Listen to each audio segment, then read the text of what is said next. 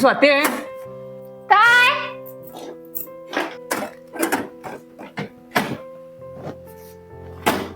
हे स्वाती काय हो थांबा जरा आलो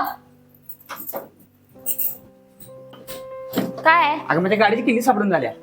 काय हो तुम्हाला प्रत्येक गोष्ट हातात द्यावी लागत्या. मी काय बसलेलो असते वे तिथं घरात किती काम असतात आणि तुम्ही सगळं हातात मागताय. अगं हो मला सापडत नाही म्हणून विचारलं ग. त्यावर एवढं चिडाय काय झाले? मी तुला म्हणले का असं कधी की तू घरात बसून असत्यास? चिडतेस म्हणजे अहो तुम्ही 8 तास काम करून आलात की मोकळे झालात.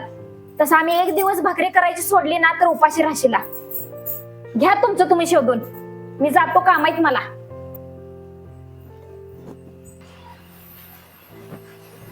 अरे वहिनी स्वातीला भेटायला जा. होय हाय की स्वाती आता आहे बघा.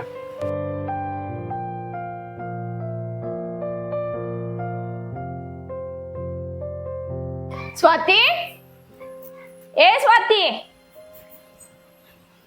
अरे ताई आला बसा. काय म्हणता? काय नाही ग, इथून चाललो होतो तुमच्या घरातून आवाज येताना आलो ग.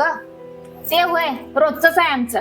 ह्यांना सगळ्या गोष्टी हातात पाहिजे असतात आणि मला सुद्धा घरात कामं असतात. आणि ह्यांनी 8 तास काम करून आलेत की मोकळे झाले तो.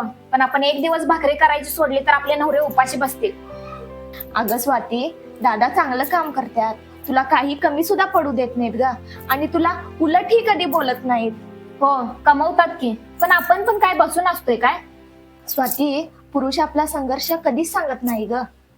म्हणून स्त्रियांना कायम अभिमान राहिलाय भाकरी बनवण्याचा.